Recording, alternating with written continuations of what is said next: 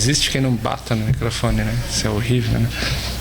Então tá. Boa noite a todas e a todos. Então, a gente vai dar início a esse quarto ciclo de debates do NEAT. A gente estava aqui cochichando feliz, o Panteão está cheio, hein? Que maravilha. Mas eu também preciso só falar rapidinho o que é o ciclo e tem uma outra motivação também que fez esse ciclo aparecer nesse semestre. Tá? Hoje é o último dia da disciplina de seminário livre de antropologia social, e esse semestre a gente trabalhou o tema de antropologia da cibercultura. E então por isso que a gente teve outras atividades do ciclo que tinham a ver também com hackerativismo, teve a ver com métodos e técnicas de pesquisa em cibercultura, e teve também a última, que foi sobre as relações com pombos, humanos e rastros. Tudo isso faz parte não só da disciplina, mas faz parte também do escopo das pesquisas do núcleo que se chama NEAT, por isso o ciclo do NEAT. O NEAT é um núcleo novo, é um núcleo mais recente criado no programa de pós-graduação, Antropologia Social, e é o núcleo de estudos animais, ambientes e tecnologias, congrega grande parte dos trabalhos que já vinham acontecendo no Espelho Animal e também no GENTE, que é o grupo de estudos multiespécie, microbiopolítica, tecnosocialidade. Então essas coisas acabaram coincidindo nesse semestre e a gente acabou marcando algumas das atividades desse ciclo à noite, né, coincidindo com esses seminários sobre antropologia da cibercultura. E como hoje está acontecendo no encerramento da disciplina, cabe uma nota de que a ênfase ao longo de todo o curso foi justamente essa, de que cibercultura, primeiro, não se resume aos computadores, especialmente não se resume à internet, e especialmente não se resume a redes sociais ou qualquer coisa nesse sentido. Mas o que a gente tentou explorar ao longo dos encontros desse semestre foi justamente uma ideia que a gente pode generalizar em termos de uma molecularização da vida, ou seja, um movimento especialmente a partir dos anos 70, especialmente a partir dos anos 80, onde tecnologias da vida e tecnologias digitais passam a produzir certos modelos de entendimento de si, da vida, da realidade. Então, uma vida pensada a partir de códigos binários serve tanto para falar de computadores como para falar de genética das nossas vidas.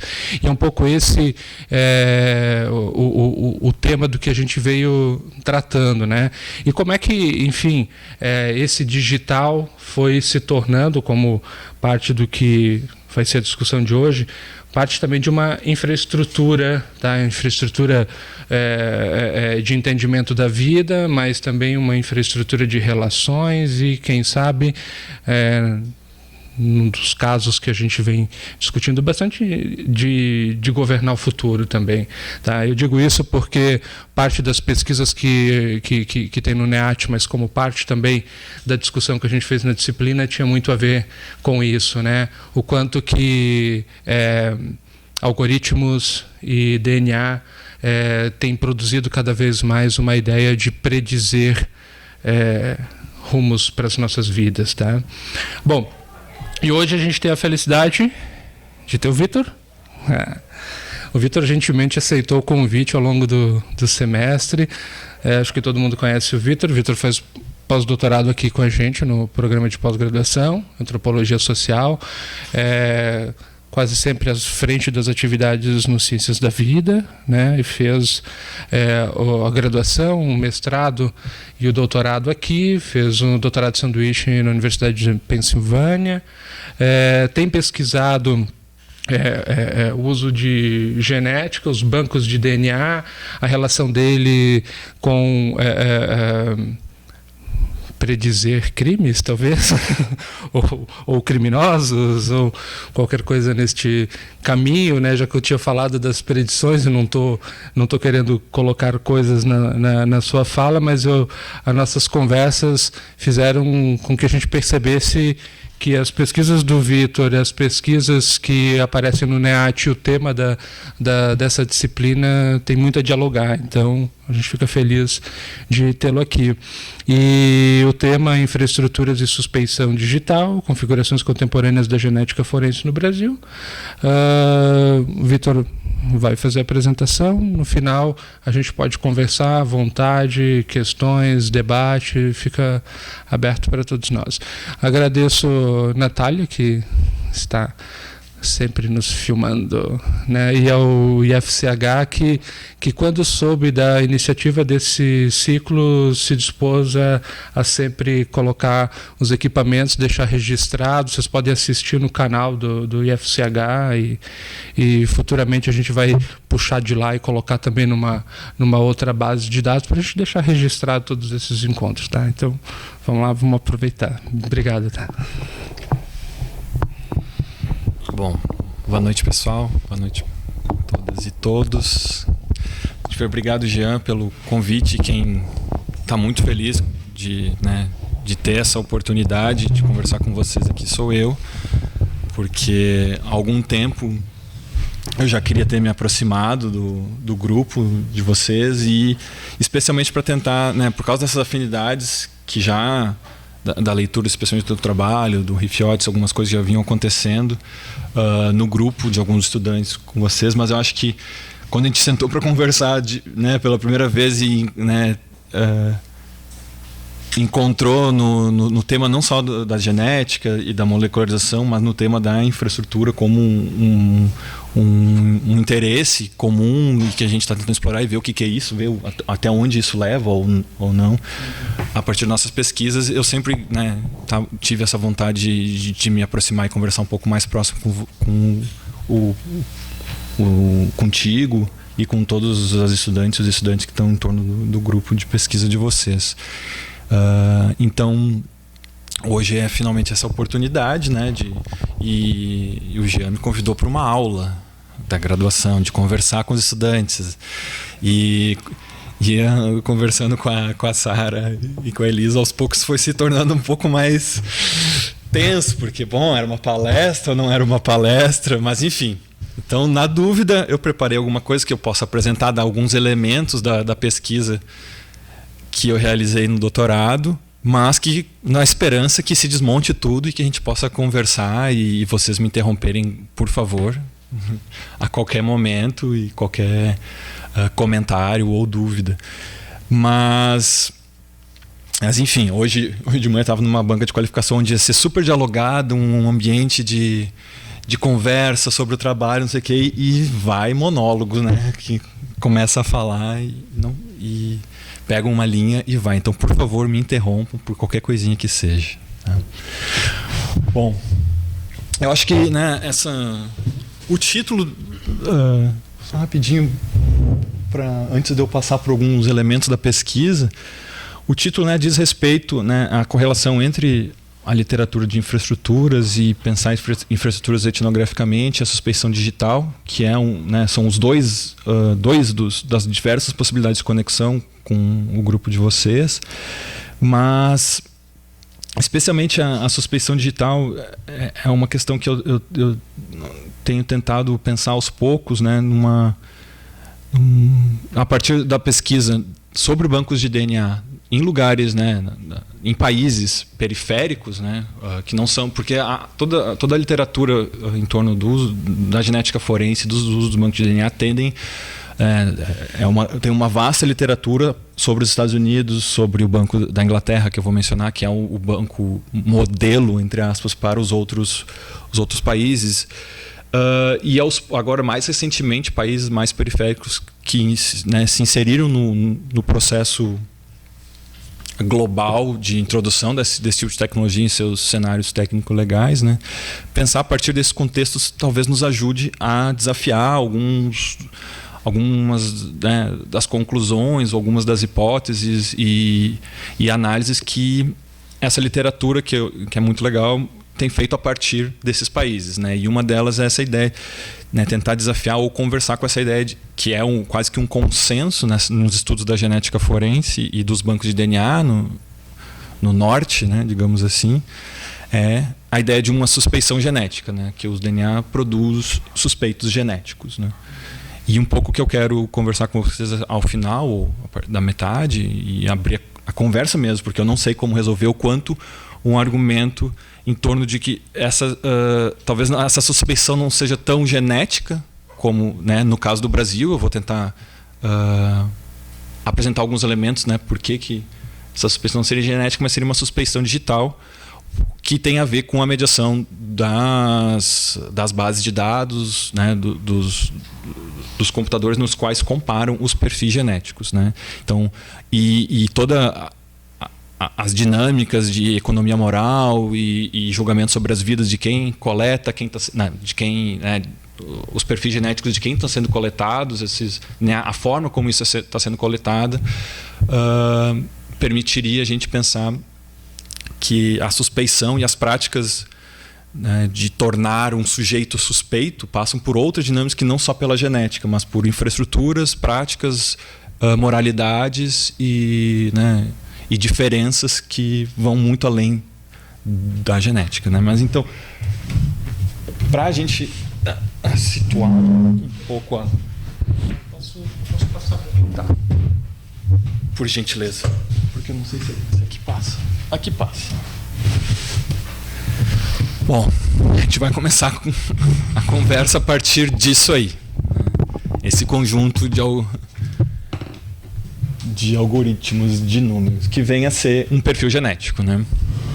E toda discussão, de certa forma, se dá em como se chegar nisso. E o que se fazer com isso, e o que isso pode dizer sobre a identidade de alguém, e como, no caso da genética forense e os bancos de DNA para investigação criminal, o quanto isso pode e como é usado como prova, né, criminal.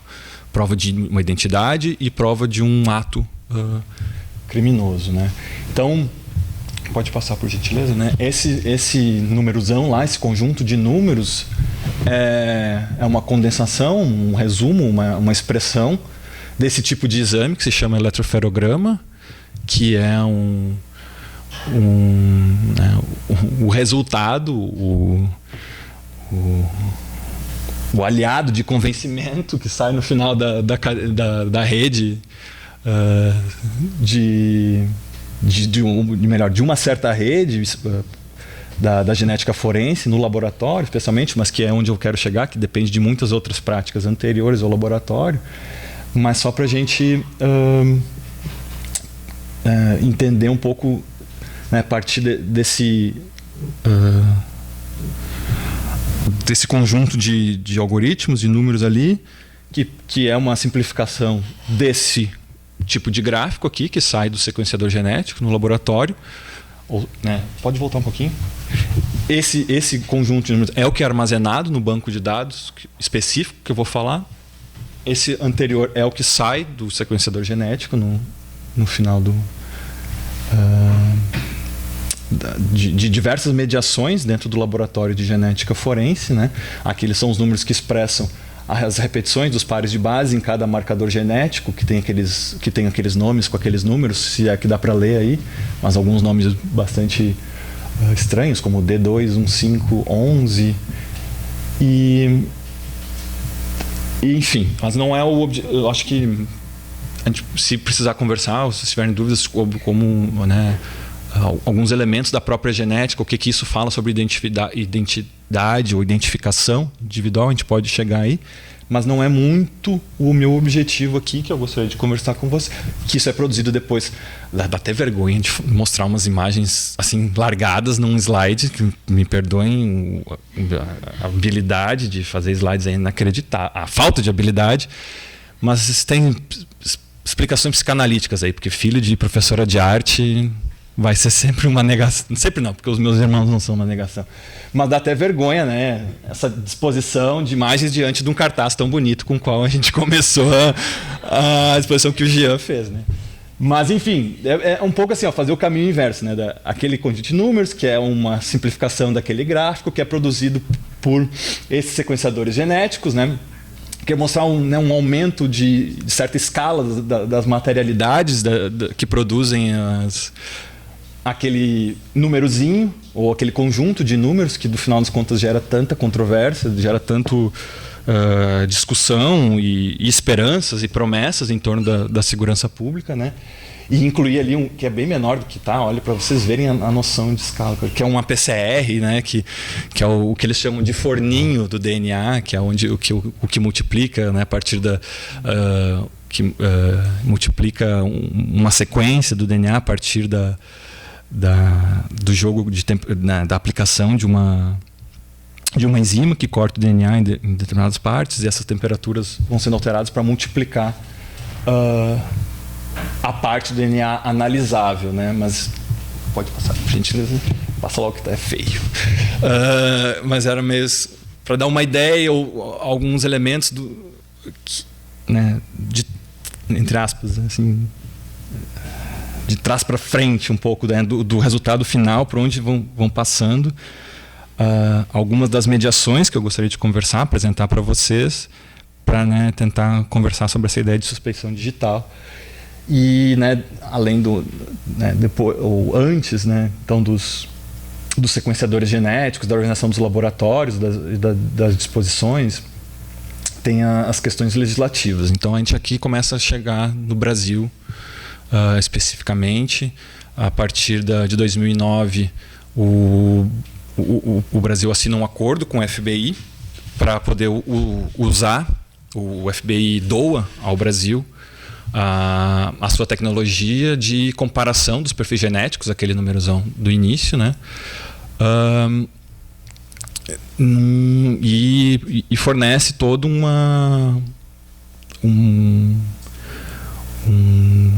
acordo, né? Uma estrutura de treinamento e de acompanhamento e de manutenção e tal, em conexões com empresas privadas e tal, mas que a gente pode conversar isso em outro momento, ou, né, mais para frente, mas que apoiaria o Brasil em seu esforço de introduzir uma rede, né, um conjunto de bancos de dados que alimentariam um banco de dados nacionais, né, que é sempre o conjunto, o banco de dados nos quais todas essas informações finalmente estariam, né, armazenadas e comparadas em busca de identidades de indivíduos que teriam cometido crimes ou seriam vítimas de crimes, né? Então, isso né, são duas datas importantes. 2009, a data quando assinam o acordo de colaboração, e 2012 a data que, maio de 2012, quando é aprovada e sancionada a lei que autoriza o uso dos bancos de DNA no Brasil. Mas isso, obviamente, né, é um processo um pouco mais longo, né? Já na década de 90 já existia um laboratório de genética forense em São Paulo, Rio de Janeiro, Rio Grande do Sul, Brasília, e que ao redor, assim, da metade da primeira década dos anos 2000, começa um esforço da Secretaria de Segurança, a Senasp, a Secretaria Nacional de Segurança Pública, de expandir esses laboratórios, né, mesmo antes de concretizar esses acordos. Ou seja, é um processo mais longo de treinamento, de investimentos em concursos, cursos de pós-graduação, formação de especialistas, né, geneticistas. Então, só para não ficar parecendo que que começou em 2009. Não, 2009. 2009 e 2012 são datas, assim, importantes porque condensam né, um conjunto de processos e práticas e negociações que já estavam ocorrendo, às vezes, há, né, mais de décadas. Então, 2009 foi doado o software, o CODES, que é o Combined DNA Index System, né, que é o software onde todos os perfis genéticos são armazenados e são comparados, os perfis genéticos. E então a lei federal aprovada em 2012 começou a tramitar em 2011. Foi um processo bastante ágil né, que comparado com outras leis, a gente tem agora a lei de acesso, não é a lei de acesso à informação, a lei de proteção de dados, que demorou o quê? 15 anos, mais de 15 anos em discussão até ser aprovada. Então, se tu for né, mais ou menos aproximar ou algum tipo de lei que estaria lidando com questões mais ou menos semelhantes, né, tendo em vista que a ideia de privacidade genética é uma coisa que né, emerge nesse contexto dos anos 90, ou a partir de quando se expande, de certa forma se popularizam os testes genéticos, seja de paternidade, seja para fazer bancos para investigação criminal, que começam a surgir no mundo, né, se concretizar em torno de 95. 95 é o Banco Britânico, se não me engano. Parece que o da Holanda, em 94, já tinha uma legislação, já estava começando. O dos Estados Unidos já tinha pesquisa desde os anos 80 e sempre uma expectativa de se criar, né, desenvolver a tecnologia de identificação genética, ou as impressões genéticas, o DNA fingerprint, que era o que o Alec Jeffreys, que foi né, o geneticista britânico, que de certa forma ficou consagrado como o inventor dessa tecnologia, junto com os seus estudantes, em Leicester, como é que se fala o nome da cidade lá na Inglaterra? Leicester, eu acho. E, enfim, já havia, né, desde o início, quando a polícia norte-americana começou a investigar esse tipo de uso dessa tecnologia, já tinha sempre a expectativa de criar um banco de dados, porque na metade dos anos 80 estava se popularizando e a tecnologia mais ou menos estabilizada dos bancos de digitais, WAFs, né? Que agora não lembro exatamente qual é né, o acrônimo, o que ele Automated Forensic, não lembro o que é o WAFs, mas é os bancos de impressões digitais, né, que desde o início do século XX, desde as discussões anteriores até, né, com do Francis Galton, né, que é o pai da eugenia, né, que teve acesso essa é uma história muito curiosa. É um parênteses, mas eu prometo que eu volto para o banco de dados, que é o que importa. Mas como o Francis Galton chega a conhecer as impressões digitais, é porque um administrador britânico mandou para ele, um administrador colonial britânico, né, da Índia, mandou uma carta para ele dizendo que eles tinham desenvolvido uma tecnologia muito promissora, porque como os administradores coloniais britânicos não conseguiam distinguir e identificar a população indiana, porque era todo mundo muito parecido, eles começaram a fazer impressões da palma da mão com uma tinta particular. E aos poucos eles foram notando que não se repetia e que dali eles poderiam identificar precisamente muitos indivíduos, e o Galton extrapolou essa possibilidade para, né, achar, correlacionar esses elementos biológicos a elementos, né, morais, de comportamento, das raças e tal. E ele escreve, o Galton era sobrinho ou era sobrinho do Darwin, ou era primo? Ele tinha um grau de parentesco com o Darwin. E esse é engraçado que esse administrador britânico escreveu para o Galton na esperança que a carta dele chegasse no Darwin, né? Mas o Darwin meio que deixa um pouco de lado, não se interessa muito, e o Galton aproveita essa brecha e tenta correlacionar com as questões de eugenia. Essa história está descrita no Suspect Identities do Simon Cole, que é um sociólogo, criminólogo norte-americano, e ele conta toda essa história assim, de um jeito muito mais legal e torna um aspecto assim tão aparentemente chato, né, da burocracia estatal e da administração colonial britânica numa história incrível sobre como os esforços de produção de Estado estão junto com produção de ciência e tal. É uma história bem legal.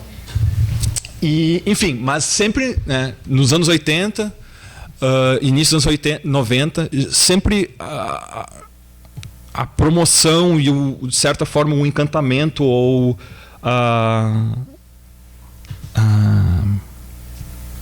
me fugiu a palavra agora, assim, né? Um entusiasmo com os perfis genéticos, a identificação genética, tinha sempre no horizonte produzir um banco de DNA. E a tecnologia no início não permitia isso, porque o tipo de resultado que tinha não era esse do eletroferograma, e o tipo de marcador genético que tinham disponíveis eram dificultavam o armazenamento e tal, de como o resultado saía, né? Então, com a PCR, com os marcadores STR, que são, né, inovações de biotecnologia que aos poucos permitiram que o armazenamento em grande escala de perfil genético pudesse ser feito e finalmente pudesse ser feito, né? E responder essa promessa de poder armazenar e comparar os perfis genéticos, assim como se fazia com as impressões digitais, né? E o Brasil entra um pouco nesse processo em 2012, né? Então, essa lei tem 2 pontos principais aqui, né? Que aí eu prometo que eu vou passar mais rápido. Quanto tempo a gente tem? Até 10 para as 10. Sim. Não, imagina. Vou mais rápido. Então, tinha 2 pontos da lei, que é estabelecer o critério de inclusão no banco de DNA, que é a partir da obrigatoriedade da coleta para todas as pessoas que cometeram crimes hediondos. Então, todas as pessoas condenadas. É que tá. Se é em trânsito e julgado ou não é outro debate, mas pessoas condenadas por crimes hediondos devem ser obrigatoriamente, o que eles chamam tipadas, né? Que tenham o seu DNA coletado pelo swab bucal, não envolve coleta de sangue, não envolve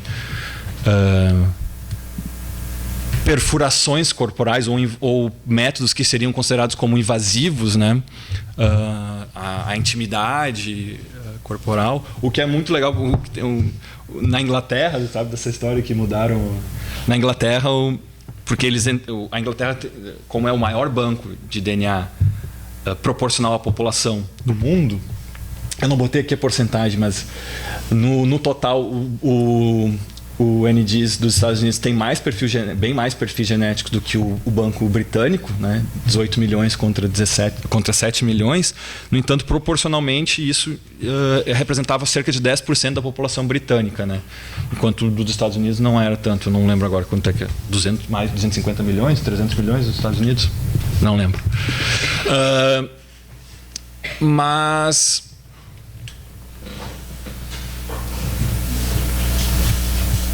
O que eu estava falando? Lembrei. Da boca. Estava falando da boca.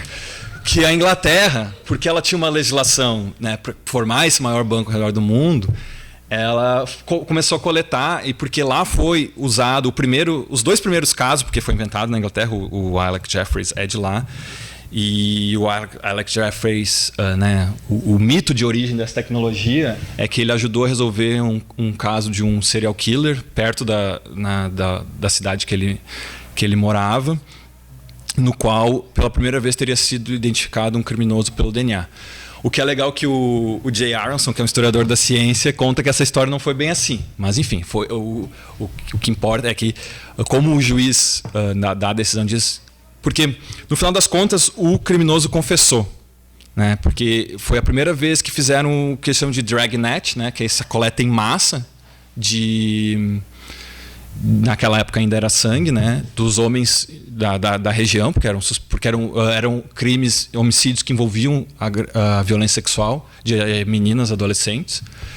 Então, toda uma comoção em cidade pequena e tal. Então, eles fizeram uma varredura de coleta de sangue dos homens da região, e por um detalhe uma pessoa ouve que alguém tinha burlado essa coleta em massa, e que ele meio que se gaba, ele conta como ele enganou a polícia para não participar dessa coleta em massa, e pagou uma outra pessoa para doar o sangue e fazer os exames no seu lugar. E a partir dessa denúncia dessa pessoa que ouviu isso, a polícia vai atrás, e o DNA meio que bate, porque o DNA que tinha sido retirado das vítimas não combinava com o suspeito anterior, que era um jovem anteriormente internado em instituições psiquiátricas. Ele assume o crime, só que o DNA diz que ele não cometeu os crimes, e aí ninguém consegue entender muito bem como é que isso aconteceu, mas ele assume um crime que ele não cometeu, e o DNA que exonera ele, apesar da confissão. E no final das contas, o verdadeiro assassino confessa o crime, né, diante da possibilidade de ter o DNA, mas o DNA nunca foi feito em cima dele, e o DNA nunca foi levado aos tribunais, nunca foi desafiado. A prova final e a credibilidade da prova de DNA, no primeiro caso da história, né, das ciências forenses a usar DNA, ele nunca foi desafiado, mas passou, né, como essa ideia de que daria a identificação absoluta e tal. E aí, então, a Inglaterra, desde então, tem um entusiasmo muito grande e as legislações mais flexíveis para os critérios de inclusão de DNA nos seus bancos, né, nos seus bancos de dados. Só que em algum momento, quando começa, né, a massificar essa coleta, muitos grupos e pessoas e organizações e movimentos sociais e esses grupos em torno do uso das informações genéticas, né, que se organizam tanto por questões de agricultura, mas também por uso do DNA, né, que estão preocupados. Esses tipos de organização Genetics and Society, assim, digamos, organizações da sociedade civil preocupada com o uso da genética por parte do Estado e de empresas de biotecnologia, começam a contestar o uso, a obrigatoriedade da coleta e tal. E aos poucos, para circunscrever o problema de abordar um indivíduo, um cidadão britânico ou cidadã britânica, para coletar o DNA, que não precisavam ser condenados por um crime, né? Era a questão de estar envolvido na polícia, denunciar um crime, separado, ser suspeito, já era o suficiente para ter seu DNA coletado. A legislação britânica estabeleceu que a boca não é mais uma parte íntima do corpo, né? Ou seja, há uma lei que diz que a boca não é uma parte íntima do corpo humano. Então, quando o policial meio que te obriga a coletar um DNA ao ser abordado na investigação, ou no laboratório, ou na polícia, ele não está violando a integridade física, né, dos cidadãs britânicas. Então, essa discussão em torno do critério de inclusão é sempre o primeiro ponto de discussão, mais polêmico e tal, até começarem a ser aceitos e estabilizados nas legislações nacionais. Que começa sempre, né, com o foco nos grandes, né, nos criminosos que geram mais, né, que ofendem mais as sensibilidades e as moralidades em torno do homicídio e da agressão sexual, do estupro, especialmente, né? Então, os critérios começam restritos e, aos poucos, na medida em que essa tecnologia supostamente prova a sua eficiência e seus benefícios para a segurança pública e para a produção de justiça, vão se diminuindo, vão se flexibilizando os critérios para cada vez mais permitir, né, diferentes indivíduos, diferentes pessoas, sujeitos suspeitos de certos crimes e condenados por outros nos bancos de dados. E o outro ponto é que no Brasil, quando isso foi, né, em 2012 foi aprovado e toda a infraestrutura de laboratórios que já estava sendo promovida e incentivada e financiada pela Senasp e por órgãos, né, órgãos de financiamento por governos estaduais também, formou no Brasil a maior rede de bancos de dados integrados, né, fora dos Estados Unidos. Os Estados Unidos tem 54, se eu não me engano, bancos de dados, e o Brasil tem atualmente 20. Agora eu não lembro exatamente quanto tem a Inglaterra para comparar, eu deveria ter colocado, mas eu acho que são 3. Então, o Brasil foi visto como o projeto de instalar essa tecnologia no Brasil foi visto como também uma prova, né, um desafio para acabar com certas dúvidas ou críticas em torno dessa tecnologia, e que, bom, se o Brasil poderia instaurar diante das suas condições de infraestruturas, condições de financiamento da segurança pública e o seu cenário de taxas de crime e de resolução de crimes, era uma grande prova, né, que essa tecnologia era realmente o horizonte, o futuro, as soluções para as investigações criminais e as ciências forenses ao redor do mundo, né? Porque temos mais de 60 mil homicídios por ano, são 40 mil estupros registrados, e sempre, não sei, acho que eram 40 mil, sempre, né, entendendo que isso é um subregistro, e temos cerca de 6 a 8% na taxa de resolução de homicídios. Dependendo de como se conta isso, né? E dentro desses 6 a 8% dos homicídios que são resolvidos, uma alta porcentagem, não lembro o número agora, são resolvidos por causa de prisão em flagrante. Ou seja, o contingente de investigação, o contingente de homicídios que são resolvidos por investigação, inteligência policial, o uso das ciências forenses e tudo isso é muito pequeno. Então, né, essa tecnologia vem prometendo, né, ela é aprovada com essa rapidez, né, ainda estou falando do processo legislativo, né, mas para contextualizar todas essas promessas e todas essas esperanças, e num contexto super urgente, né, e crítico que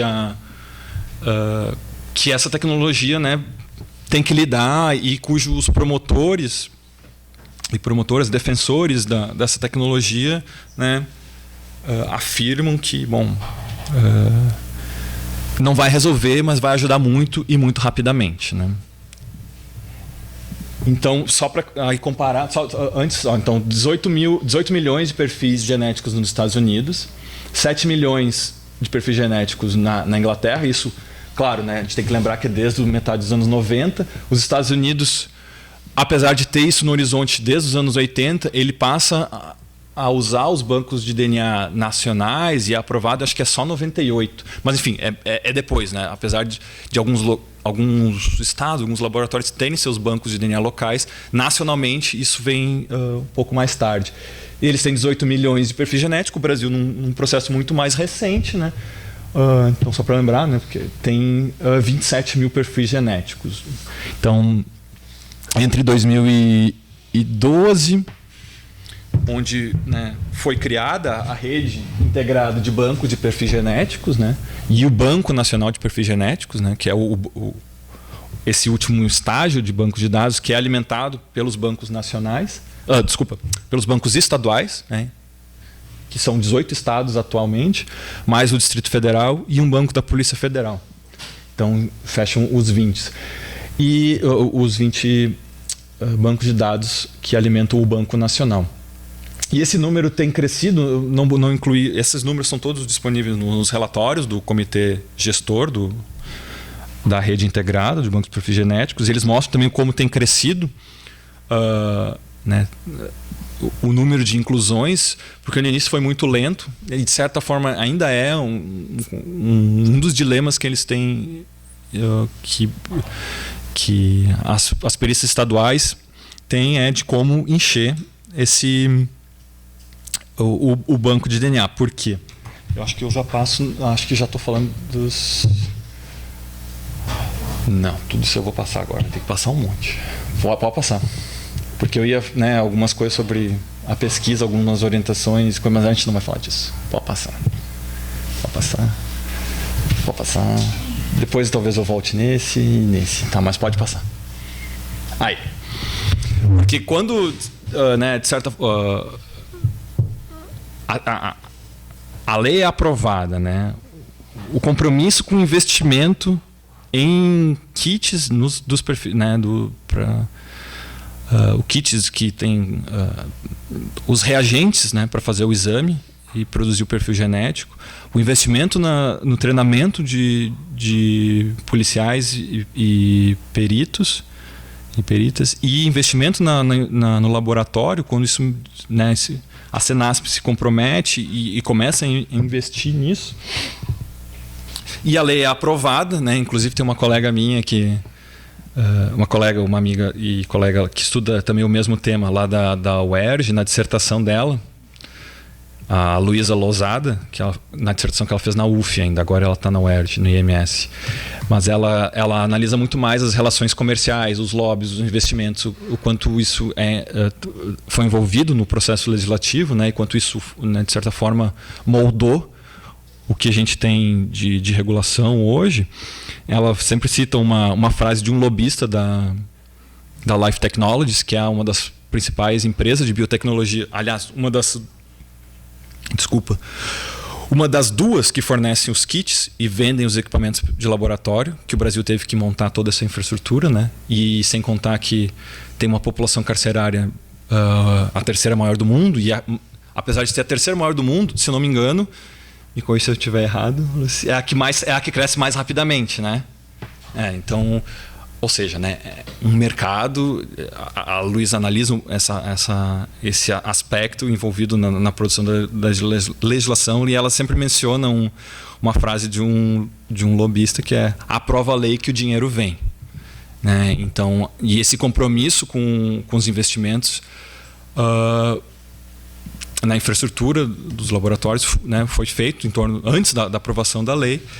No entanto, quando a lei é aprovada e chega o momento de começar as coletas e usar esse banco, bom, agora temos que cumprir as promessas que justificaram essa legislação e esse processo legislativo muito rápido, no qual muitas associações de juristas, como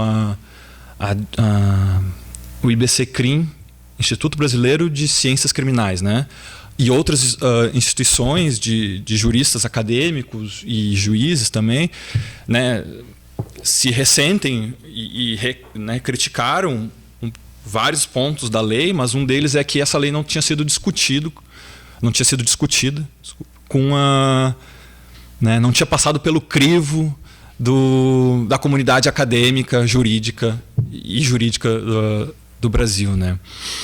Então, tem várias discussões em torno da constitucionalidade, inclusive, dessa lei.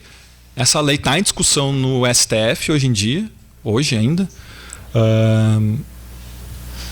E foi levada lá depois eu conto, mas por causa de um caso da Defensoria Pública de Minas Gerais, que um indivíduo que já estava condenado, ele não queria ceder a amostra, mas ele estava em liberdade provisória. Então, durante a liberdade provisória, ele não queria ceder a amostra de DNA dele. Alguns juízes aprovaram a obrigatoriedade, foram levando, chegou para questionar a constitucionalidade da coleta obrigatória do DNA desse sujeito. E aí, como é que é o termo que tem de... Bom, que vale para todos os outros casos, né? O STF vai julgar e vai resolver sobre a constitucionalidade, que eu me esqueci o termo jurídico disso, que, bom, vai valer para todos os outros casos, para não chegar mais no STF esse tipo de... Não é ampla... Não é ampla validade. Putz, cara, olha meus termos jurídicos. O cara tá falando disso semana passada. Hoje, na qualificação do rapaz lá que estuda tornozeleiras eletrônicas, ele estava falando também dessas ações diretas de inconstitucionalidade, essas coisas que chegam no STF e o STF julga como tendo ampla...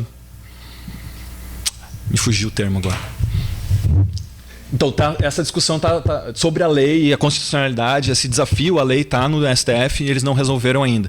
A gente participou com um grupo da UFPR, que se chama Biotech Jus, e eles têm a professora Thaisa Schiocat, lá do Direito da UFPR, tem agora ela criou, né, combinou o grupo de pesquisa dela, Biotech Jus, com uma clínica em direitos humanos. Então esse grupo atuou nessa audiência pública sobre a constitucionalidade da lei dos bancos de DNA como amigos da corte, né? Então esse processo está em discussão e não foi decidido ainda. Mas o que eu quero chegar, finalmente, são os desafios da prática e os desafios que eram esperados pelos próprios peritos e pelas próprias peritas em genética forense, e aqueles desafios que eles tiveram que resolver e que não eram esperados, e uma vez que chegou o momento de usar essa tecnologia. Então, o principal desafio que era esperado por todos os peritos e todas as peritas de local de crime e de genética era como isolar um local de crime e como garantir a preservação da cadeia de custódia. Cadeia de custódia é um termo super... não é controverso, porque todo mundo reconhece a importância da cadeia de custódia, mas a cadeia de custódia é uma prática que conjuga práticas policiais, científicas, técnicas laboratoriais e burocráticas que buscam registrar todos os movimentos, todas as interações e mediações que uma amostra encontrada num local de crime, todas as interações e mediações por qual ela passa, né? Ou seja, qual policial encontrou a cena do crime, quem resguardou, né? Quem isolou o local de crime, quem coletou a amostra de sangue, de sêmen, um cartucho de projétil, registrar isso tudo em documentos e registrar nas caixinhas, nos plásticos, nos envelopes nos quais esses vestígios são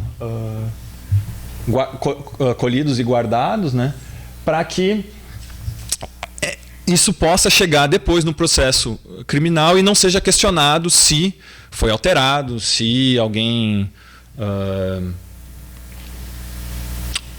plantou, alterou e tal, porque isso, né, se tornou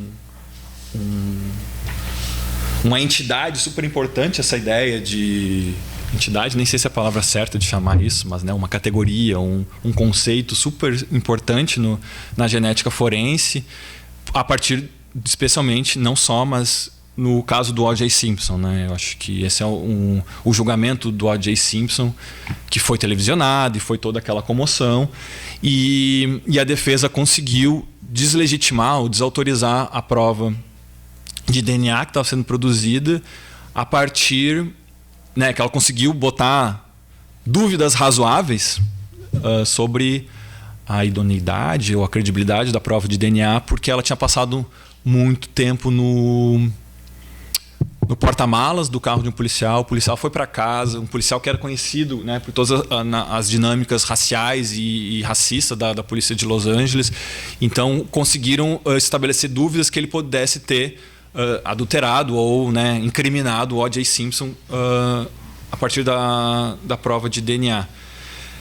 Enfim, é super emblemático, porque os advogados que conseguiram implementar essas dúvidas a partir da defesa do O.J. Simpson viraram atores super importantes na promoção e desenvolvimento dessa tecnologia, criaram o Innocence Project, que é talvez são, acho que, duas coisas mais famosas, assim, além dos seriados de televisão americanos, CSI, que são o julgamento do O.J. Simpson e esse projeto de Innocence Project, no qual esses advogados super especialistas em genética, em biologia e com ajuda de cientistas que participaram da controvérsia lá da metade dos anos 90, se era aceito, o quão precisas eram as estatísticas que estabeleciam a certeza de que o perfil genético era de um indivíduo e não de outro, qual a probabilidade o quão pequena é a probabilidade de duas pessoas terem o mesmo sequência de números no início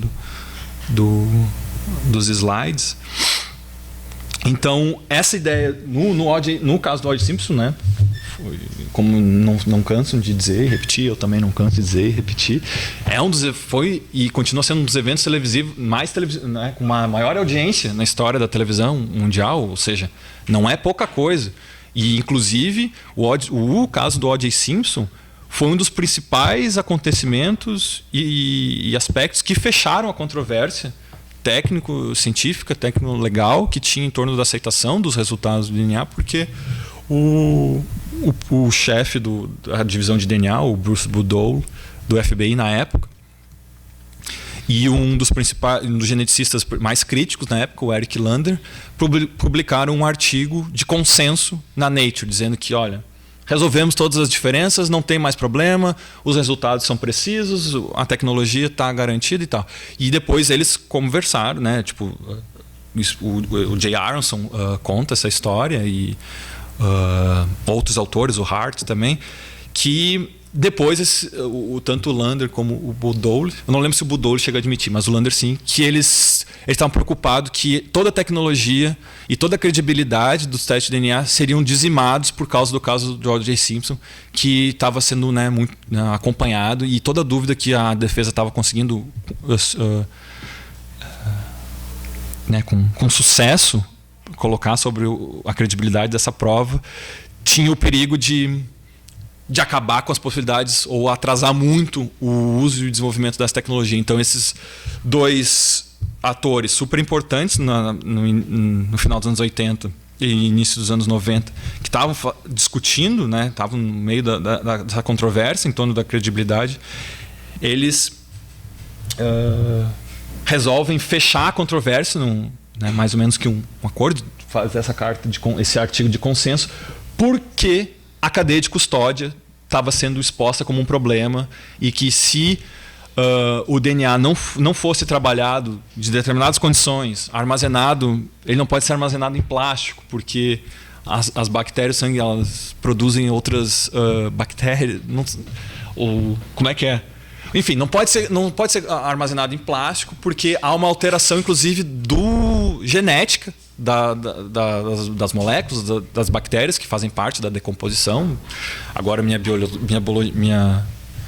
biologia agora me abandonou, porque eu não lembro exatamente quais são, né, os elementos que são alterados quando uma amostra de sangue fica num saco plástico. Mas que, enfim, existia essa possibilidade. Então tem que ser armazenado em saco de papel. Então todas essas coisas começaram a ser super importantes para estabelecer a credibilidade final de uma prova de DNA, né? E então os peritos e peritas brasileiros estavam muito bem informados e são especialistas, né, de alta qualidade, formação. A grande maioria deles tem mestrado e doutorado. Se a gente for comparar com outros setores da polícia, né, e da segurança pública no Brasil, isso é um aspecto a ser destacado, e são realmente especialistas e profissionais que não devem a nada às formações de outros países, né, que a gente usa sempre como comparação e como modelo. Os peritos e as peritas brasileiras são realmente excelentes em seus conhecimentos, suas práticas, em seus aspectos técnicos e de formação, né? Então eles estavam sabendo do que eles iam enfrentar, e aí esse perito criminal federal, que eu chamo de Gustavo na tese, que eu entrevistei aqui em Porto Alegre lá em 2014, ele meio que condensa, né, essa fala, meio que fala desse, né, essa citação dele fala desses dilemas que eles já enfrentavam, né? Nós temos um grande problema sério. Nós temos um problema sério, a valorização da prova. Vou dizer para vocês, porque eu estava com uns colegas portugueses fazendo essas entrevistas. A primeira coisa que eles fazem quando teve um tiroteio com eles, os policiais, quando teve um tiroteio com ferido ou com morto no local, eles chegam e isolam. Até tem um treinamento certinho para fazer o isolamento, que muitas vezes se restringe a uma área muito pequena e que não atende todo aquele local de crime. Mas a primeira coisa que eles fazem é o quê? Tinha um monte de munição espalhada e fiquei com medo de perder, então coletei para ti e te entrega um bolinho na mão. E isso, para um perito criminal que está preocupado com todas as relações e tudo que acontece na cena do crime a partir do isolamento dela, isso é uma tragédia. Isso inviabiliza o trabalho delas e deles, né? Porque, como é que eles, a partir dali, vão garantir que os objetos e as evidências estavam nos seus lugares originais, né? A partir da delimitação, e que eles não podem garantir as versões, né, eles não têm como, né, garantir as versões do que ocorreu, das dinâmicas da cena de crime, como eles chamam, né? Porque Se está fora do lugar, isso... Então eles sabiam que isso ia ser um grande problema. Porque, bom, polícia no Brasil é problema para todo mundo, até para policial, né? Ou pelo menos é o bode expiatório para todo mundo. Né? Quer dizer, para todo mundo não, para muita gente. Mas, no entanto, né, nessa época, os peritos e as peritas ainda... Como eles já esperavam esse desafio e esse problema, eles estavam se antecipando e já existia programas de formação, de atualização, de treinamento dos policiais para fazer, para conduzir as atividades, a prática ali adequadas. Criaram POPs, né, os procedimentos operacionais padrões, não só para os laboratórios, mas também para local de crime, que é onde a coisa começa. Então, pode passar, por gentileza. Já estou quase chegando no... Então, os peritos e as peritas brasileiras tinham muito claro para eles e para elas, né? E nos contavam isso e contavam para a gente quando estavam falando das suas práticas, né? Para a gente no projeto de pesquisa que teve aqui com a Helena Machado, entre a Cláudia e a Helena Machado e a equipe dela. A gente fez essas entrevistas juntos e discutiam isso entre eles nos eventos acadêmicos e científicos e profissionais da área deles, que eu etnografei alguns. Então eles tinham muito claro isso, que de certa forma os estudos de ciência e tecnologia e sociologia, antropologia da ciência afirmam. Então essa citação é da Ahmad M. Shark, um texto sobre circulação bastante recente, que é onde eu vou chegar agora. Os peritos tinham claro isso que ela está dizendo para eles. Isso não era uma novidade, não era um problema para eles. Que uma prova de DNA é mais do que apenas material biológico. O DNA é inextricavelmente conectado a todos os procedimentos e técnicas necessários para que seja possível usá-lo como meio de identificação. Sem esses procedimentos e técnicas, não há DNA, para se começar. Talvez tenha uma camiseta manchada de sangue, mas não mais do que isso. Então, né, o que a M. Shark está condensando nessa citação, e que é um consenso, de certa forma, nos estudos sociais da ciência e tecnologia que se debruçam sobre a genética forense, que uma prova de DNA, que um perfil genético de DNA, que chega com credibilidade num processo criminal,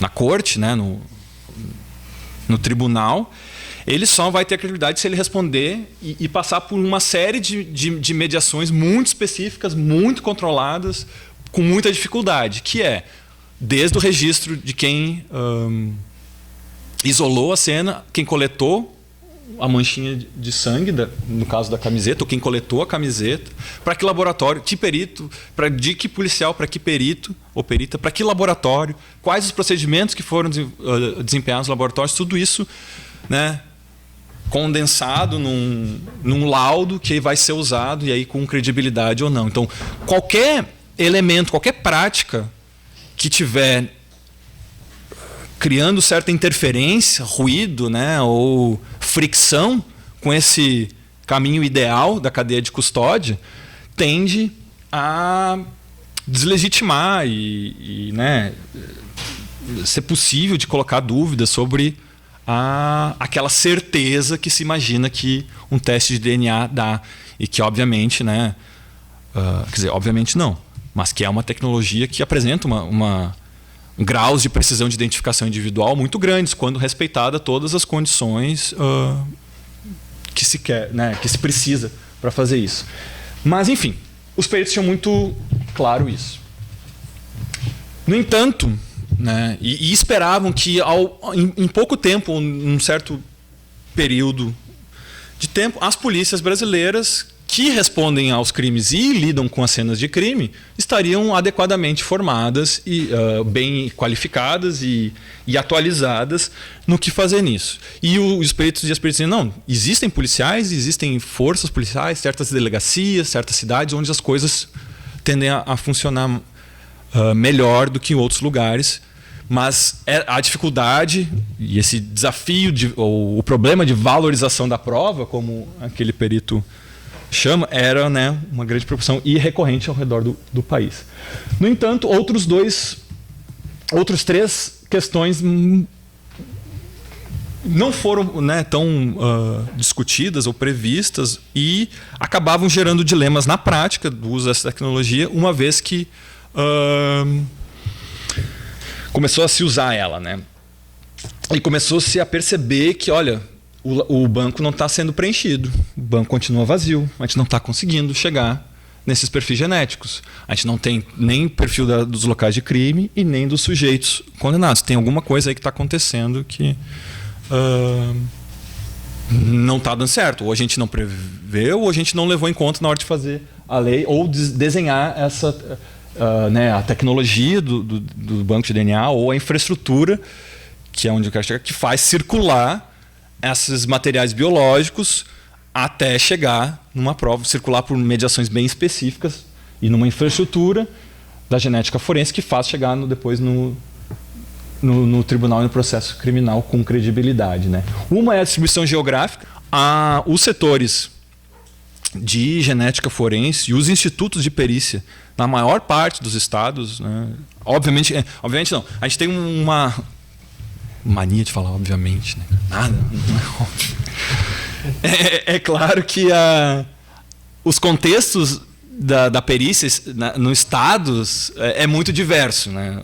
Por exemplo, no Rio de Janeiro, os peritos são policiais, ou seja, ingressam na academia de polícia e depois, dentro da própria instituição, de acordo com... Aí não sei exatamente como é que funciona por suas formações, por inclinações, não sei exatamente, ou por uma variedade de razões, acabam sendo alocados e querendo ir trabalhar na perícia criminal. No entanto, em muitos outros lugares, como o caso do Rio Grande do Sul, o Instituto Geral de Perícias, o IGP, é uma instituição da Secretaria de Segurança Pública, junto, né, com as outras polícias, SUSEP e outras instituições e coisas de segurança, né? Então acaba que muitos dos institutos de perícia são concentrados nas capitais. Não é no caso do Rio de Janeiro, que foi onde eu acabei fazendo campo, né, no Laboratório do Rio, tinha outras seções no interior, mas que eram menores e não contavam com todos as tecnologias, os equipamentos, as possibilidades de fazer exames e nem todas as perícias sequer. Eles tinham geralmente local de crime, o exame para saber se era sangue humano ou não, e exames em relação a drogas, para saber se era cocaína, se não era cocaína, ou outros tipos de drogas, agora eu não lembro, mas um exame de... Fugiu o nome agora. Mas, enfim, uma estrutura assim, muito mais limitada do que era possível fazer no Instituto, no caso do Rio, o Carlos Éboli, né, que é o Instituto Geral de Perícia deles.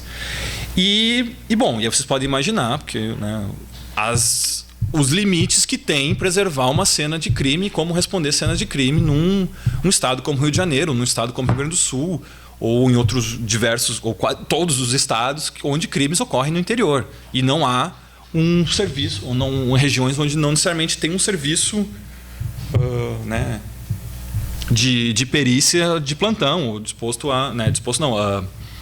preparado para responder rapidamente essas ocorrências. Então, e os peritos contam dessa. Contém aqui um assassinato no interior. Bom, às vezes a gente nem vai. Aí os caras mandam a faca, porque toda ensanguentada, enrolada no jornal, e chega aqui no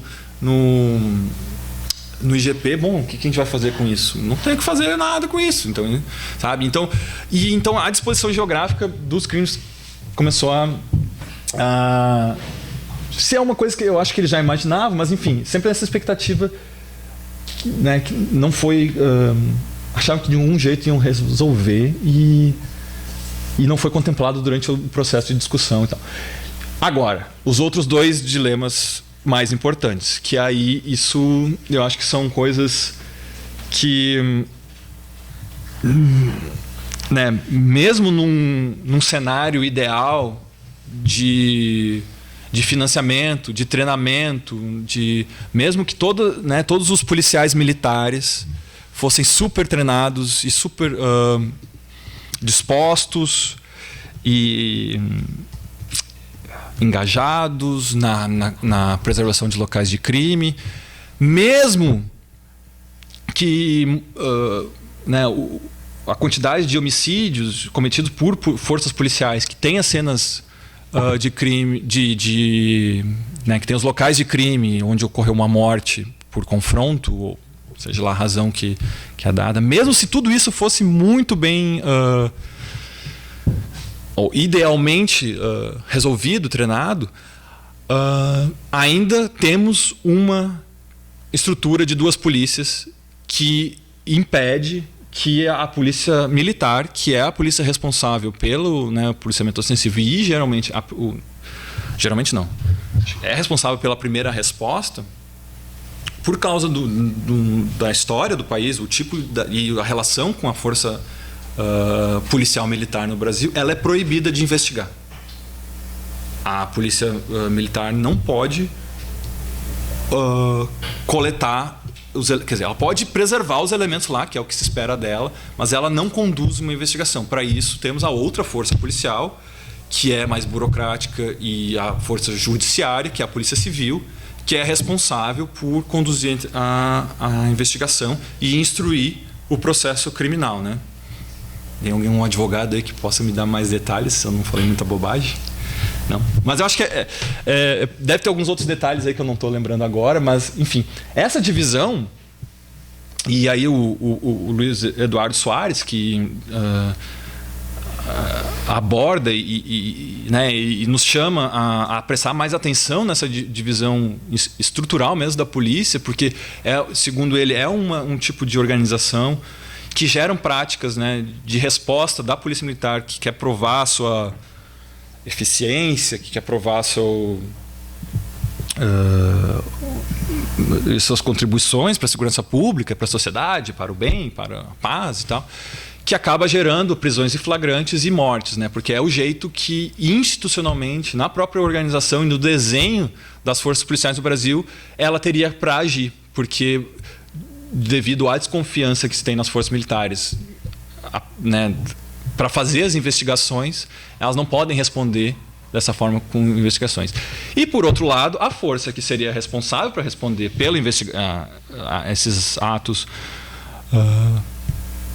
pelas investigações e instrução do processo criminal, elas são burocratizadas, elas chegam tarde, elas respondem às vezes não com a mesma imediatez que se requer, às vezes, uma investigação criminal, onde muitos elementos para fazer a narrativa dos fatos, reconstrução ou uma construção dos fatos que ocorreram e da dinâmica da cena de crime, como eles chamam, chega muito tarde.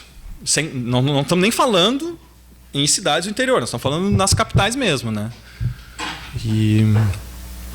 Então isso apresenta, segundo o próprio Luiz Eduardo Soares e o Renato Lima, Jaqueline Senhoreto, que um conjunto de sociólogas e sociólogos e antropólogos da segurança pública apontam os dilemas, as dificuldades que esse tipo de organização acarreta para o policiamento e para a investigação no país, e isso vai bater no DNA quando se trata de local de crime. E aí, bom, aqui então, mais ou menos,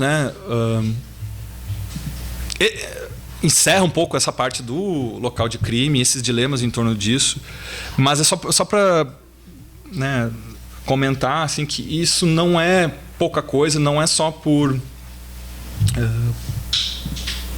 pela quantidade de crimes que acontecem no Brasil, de homicídios especialmente, e estupros e tal, mas é porque tem uma discussão que está engatinhando ainda entre estatísticos, bioinformáticos, como é que eu diria? O pessoal da bioinformação e matemáticos e criminólogos que estão tentando discutir a eficiência, e sociólogos também, o pessoal, a equipe da Helena Machado, lá, o Felipe Santos e a Suzana Silva, lá em Coimbra, no Minho, eles também tentam criar... Como a gente avalia a eficiência de um banco de dados para resolver crimes e investigações? né? Quanto mais perfil genético no banco de dados tiver, melhor, maior a chance de dar uma coincidência, um match. E se isso for verdade, que tipo de perfil nós temos que ter em maior quantidade?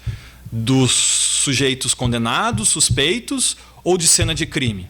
Então, os estudos incipientes, alguns estudos, né, que tentam dar conta disso estatisticamente, têm mostrado que o coeficiente de eficiência de um banco enorme em relação à população, como o Banco Britânico, tem o mesmo nível, o coeficiente de eficiência, né, teria a mesma eficiência que um banco pequeno, como o da Suécia, que eu não lembro agora quantos perfis genéticos tem, mas certamente não tem mais de 1 milhão.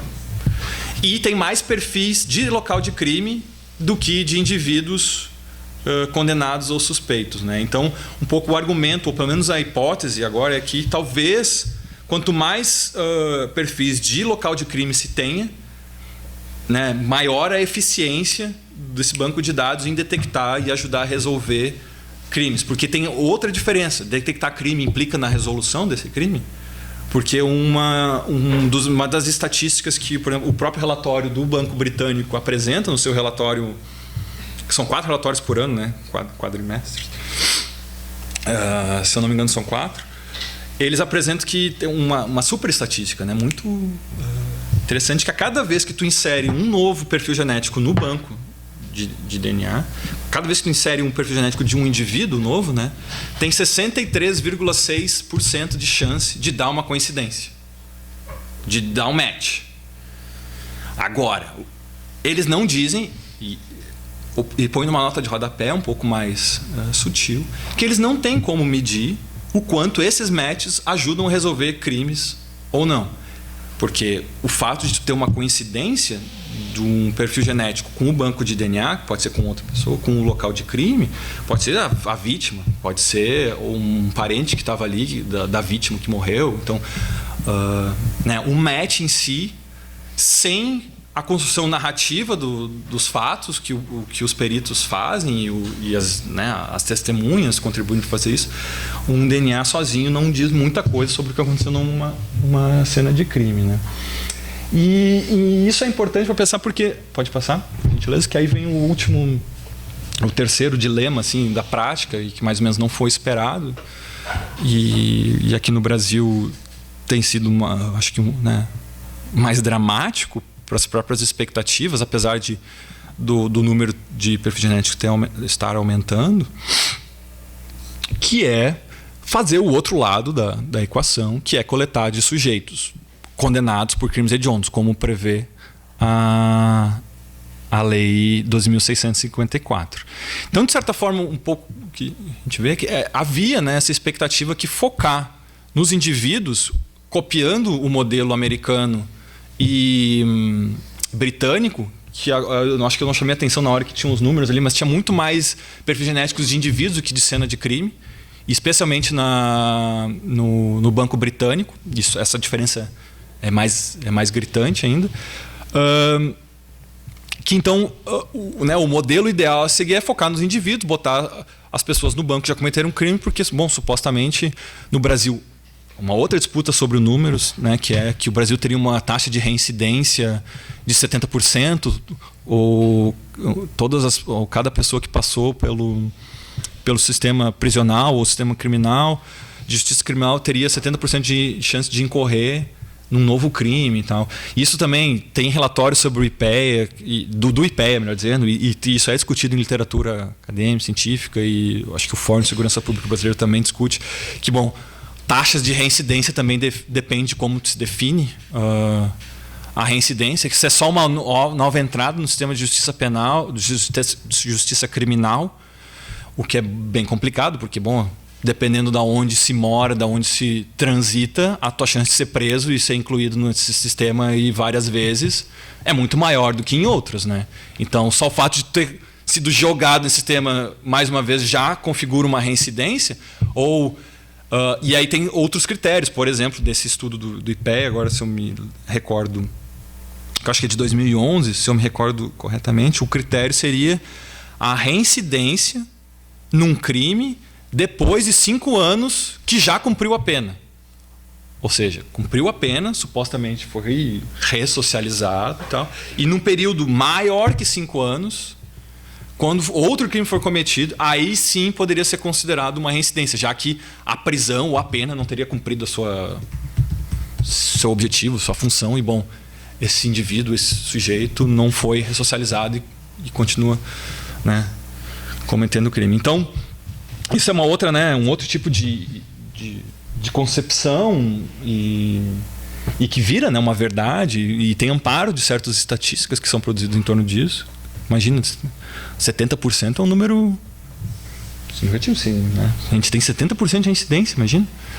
E bom, que me perdi o fio da meada, mas enfim, é chegar, vai coletar o lado do banco de internet voltado para os indivíduos, que o Brasil adota esse modelo e espera conseguir, né, quando se desenha a tecnologia e a lei, conseguir entrar nos presídios com certa facilidade.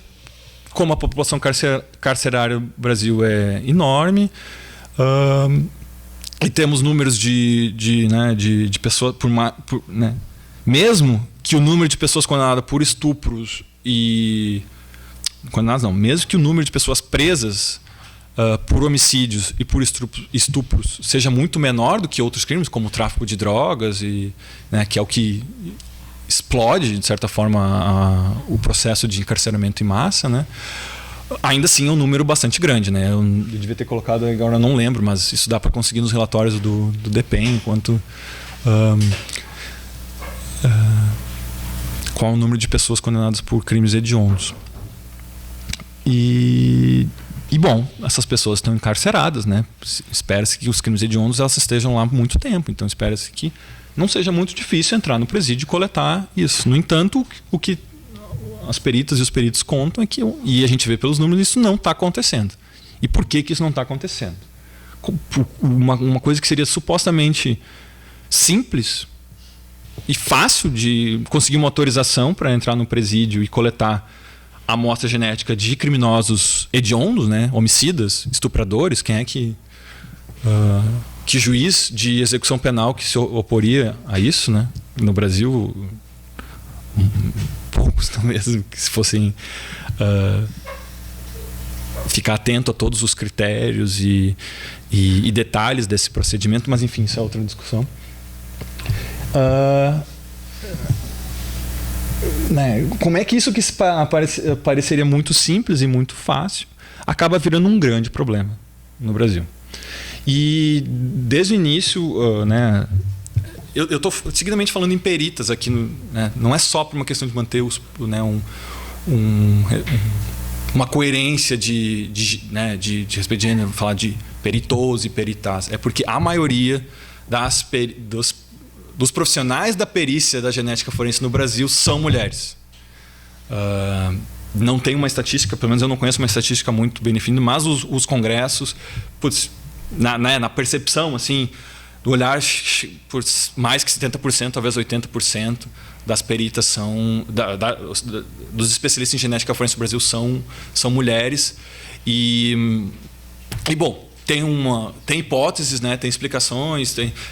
Eu entrevistei 2 peritas mais antigas do laboratório do Rio de Janeiro, na época que eu estava fazendo o campo, e elas contam histórias de como chegar na perícia. Não sabiam que tinha a possibilidade de ser bióloga na polícia, e isso fala, claro, também das dinâmicas de gênero na academia, né? Que acabam, porque ser perita ou ser perito criminal em genética, até recentemente no Brasil, era um trabalho, não sei se segundo mas menos valorizado quem é formado e pós-graduação e coisa em biologia e genética do que trabalhar num laboratório médico, na universidade, onde os cargos de maior prestígio, que geralmente na ciência, na nossa cidade, onde reservados para os profissionais homens, né? Então tem uma dinâmica de gênero que histórica, né, no processo da formação da genética forense no Brasil, que não começa nos bancos de DNA, mas que faz com que hoje temos mais mulheres geneticistas e por causa, aí a gente pode falar de formação, porque aí depois também as formações de pós-graduação também, as estatísticas como é que estão hoje em dia eu não tenho certeza, mas ainda são mais mulheres, acho que cada vez mais na pós-graduação ainda, né? Ou acho que isso só vai aumentar, né? Não sei. Não lembro os dados sobre isso, mas, né, na medida em que se especializa também a genética forense para níveis de pós-graduação, também faz com que mais mulheres acessem essa profissão que não mais deixa de ser, né, ela deixa de ser, ela não mais é considerada uma profissão. Foi o que deu para fazer com minha formação em biologia ou em genética, e passa a ser almejada, já é projeto. As novas gerações, as pessoas mais novas, tanto homens como mulheres que eu conheci no Rio de Janeiro e em outros congressos, tinham como objetivo fazer biologia, fazer pós-graduação em genética e tal, né, isso como um projeto e uma expectativa de carreira.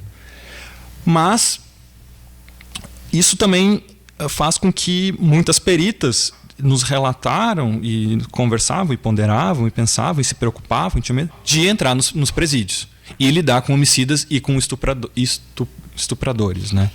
Então, uma perita criminal federal que a gente conversou, né, ela não falou com essas palavras, eu não botei a palavra, mas olha, a gente tem medo de ir no presídio. Olha como são os presídios, olha como é o presídio de Porto Alegre, por exemplo. Aí a gente vai lidar com esse tipo de criminosos, homicidas, estupradores. Nesse tipo de instituição, nesse contexto, olha, a gente fica com medo, porque olha tudo que a gente ouve falar e olha tudo que acontece. As chacinas, os homicídios que acontecem lá. E se a gente está lá coletando DNA, isso acontece, a gente fica com medo. E obviamente que isso é, né, absolutamente legítimo e... Então, acho que eu vou pular essa. Então, já estou terminando, finalmente. Desculpa. Né, os especialistas e as peritas e os responsáveis pelas várias execuções penais começam a tentar elaborar soluções ou estratégias para como é que a gente vai coletar o DNA dessas pessoas todas dentro dos presídios brasileiros, né? E então, pode voltar, desculpa. Uma das coisas que a gente ouvia, por exemplo, que o perito Rodrigo Garrido, que era o diretor do laboratório no Rio de Janeiro, na época da pesquisa, ele voltou a ser diretor agora, se não me engano, ele comentava pra gente que, né, olha, a gente não sabe como chegar no presídio. Não é nós somos peritos de laboratório, alguns de cena de crime e tal, mas como é que eu vou chegar no presídio? Eu falo com quem? É o diretor? É o juiz da várias execuções penais? Quem é que é o responsável por isso? Claro que, né, ele... levantando essas questões para refletir. Obviamente que ele sabe que ele, além de ser biomédico e geneticista, ele também é professor na Faculdade de Direito lá da UFRJ. Mas, enfim, aí ele, né, contou isso para a gente. Assim, quando ele foi tentar contatar um juiz das várias execuções penais no Rio de Janeiro para tentar combinar como eles fariam, porque vão trazer as pessoas que têm que ser tipadas, que têm que ter o DNA coletado para o laboratório. Mas que tipo de infraestrutura, né, de estrutura, de escolta, de segurança que tem que ter para fazer com que certos indivíduos ou criminosos que sejam de alta que ofereçam periculosidade. Mas nem eu falando, mas não precisa nem ser que ele seja, mas se ele está ligado com organizações criminosas, será que vão tentar resgatar essas pessoas nesses translados? Mas se a gente for até o presídio, como é que vai ser? Enfim. E aí ele disse isso depois que ele tentou conversar com um juiz na várias execuções penais no Rio de Janeiro, né? Isso em 2014. Infelizmente recebi a notícia lá do juiz que isso não tinha nada a ver com ele. Então hoje não sei exatamente como fazer. Acho que eu, como executivo, como poder executivo, Não devo buscar, ficar perguntando, pedindo para que mandem pessoas para serem tipadas. Eu acho que essas pessoas devem ser mandadas para a gente, pela questão da lei, pelo próprio juiz, assim que são condenadas. Aquelas que já estão condenadas, tem que ver como vai fazer. Aquelas que já estão no presídio, né? Isso, claro, depois conversando outras vezes com o perito Garrido, isso depois de certa forma foi resolvido. Eles conseguiram combinar e o juiz, né, foram pressionados, foram conversando com ele, e eu não sei exatamente qual a solução que eles chegaram, mas esse juiz, ele disse que ele voltou atrás, ele não mais simplesmente lavou as mãos sobre isso. E aí pode passar, por gentileza. E aí, então, em outros casos, né, num evento de genética forense, então, as experiências de sucesso de coletas nos presídios, elas eram assim de forma entusiasmada, compartilhada com os colegas, porque bom, a lei, por ser uma lei super geral, né, pouco específica, né, a regulamentação, os aspectos, os detalhes de como conduzir todas essas práticas e todos esses procedimentos, ele não foi incluído na lei. Ele foi, né, a lei foi feita com apenas 5 artigos, né, o que para algumas pessoas do campo do direito e da bioética a gente falou que é uma coisa muito não é uma coisa, né, eu não sei se é usual, mas ela não era uma coisa boa, não era uma boa, entre aspas, lei, porque ela não previa todos esses detalhes né, no texto, e abria um espaço para uma, como é que é o termo? Né? Que espaços infralegislativos, ou seja, instituições especialistas e espaços da administração pública que não seriam incumbidos, né, responsáveis por criar e discutir leis, acabavam tendo o poder de decidir e de, na prática, criar as regulamentações e criar as leis. Que seria o caso um pouco do que o comitê gestor, né, que seria onde essa responsabilidade acabaria recaindo sobre o comitê gestor do banco de DNA, que tem a missão de promulgar, elaborar e aprovar certas resoluções que indicam como os estados e como os peritos criminais e as peritas devem conduzir suas boas práticas nisso. No entanto, cada estado, como eu disse antes, cada estado tem seus dilemas particulares, assim como na perícia, nas instituições e no sistema prisional também. Então, como isso não está previsto na lei, cada estado que se resolva. Então, quando um estado ou um laboratório tinha experiência de sucesso, isso era compartilhado com entusiasmo, né? Isso foi o caso de um desses eventos no qual a diretora da época de um laboratório de um estado do Nordeste, com um estado um laboratório que ainda não estava incluído na rede, porque precisa um tempo de acreditação do laboratório para poder fazer parte dessa rede integrada, né? Precisa alguns anos, acho que se não me engano 2 ou uma série de procedimentos e avaliações para provar que esse laboratório está produzindo testes, exames e procedimentos padrões, né? Acreditados, né? E que eu não ia dizer. Não, mas eu posso dizer. Era Pernambuco na época. Não estava incluído ainda, né? Mas eu descrevi um pouco porque teve todo o contexto de mudança de governo no estado que permitiu e uma política de combate a homicídios, né? Políticas de segurança política de preservação da vida e todo era essa a política que permitiu que a diretora do laboratório na época tivesse reuniões semanais com o governador, com representantes do sistema judiciário, e ela conseguiu, aí, né, um pouco porque ela conta isso pro pessoal, né, no evento, na palestra que ela está dando, como ela conseguiu articular, o que ela teve que acionar, né, e o que ela, né, negociou para receber autorização para entrar nos presídios e coletar. E é muito interessante, né? Porque é nesse contexto dessa política de pacto pela vida do governo do... E E, enfim, ela recebe essa autorização numa escala, numa esfera acima dos juízes de várias execuções penais. Ela, né, eram reuniões que ela tinha e conseguiu incluir o investimento e a importância do laboratório de DNA e do laboratório da criação do banco de dados e da melhoria do laboratório para pudesse fazer parte da rede integrada.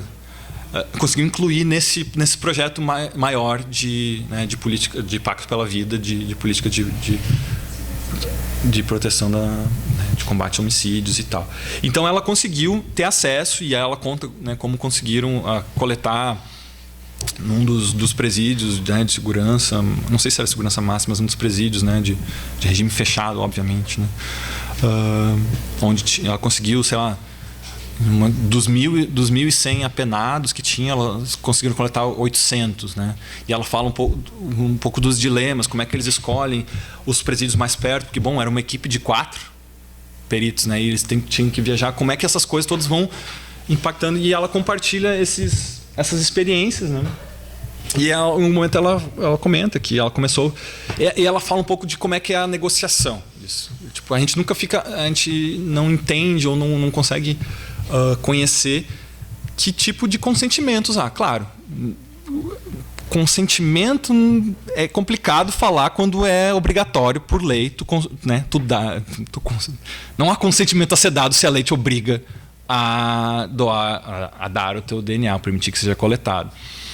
No entanto, quando está lidando com informações genéticas, e ainda mais em contexto institucional como uma prisão, pode ser um hospital, como essas grandes instituições, é onde, né, a bioética surge desse tipo de pesquisa, Tuskegee, as pesquisas experimentais de doenças em presos, e todas aquelas... Como é que é o nome daquela doença, daquelas experimentos que tinham do duplo X e o Y, né, daquela... Putz, me fugiu agora o nome, mas... Né, toda uma área do conhecimento científico derivado, né, dentro da genética, da biologia, que combina com o direito, surgiu desse tipo de preocupação com que consentimento um sujeito que está sob tutela do Estado ou de instituições como um hospital e tal pode dar. Então ela conta um pouco das estratégias, e a gente nunca fica sabendo como é que essa dinâmica acontece, mas enfim, isso para dizer que agora finalmente vou terminar, chegar nas infraestruturas e na questão da suspeição digital, porque eu acho que todo esse conjunto de coisas que eu estou trazendo e tentando conectar, essas coisas estão descritas na tese, mas agora eu estou tentando pensar como é que isso nos permite pensar, né, as dificuldades que tem de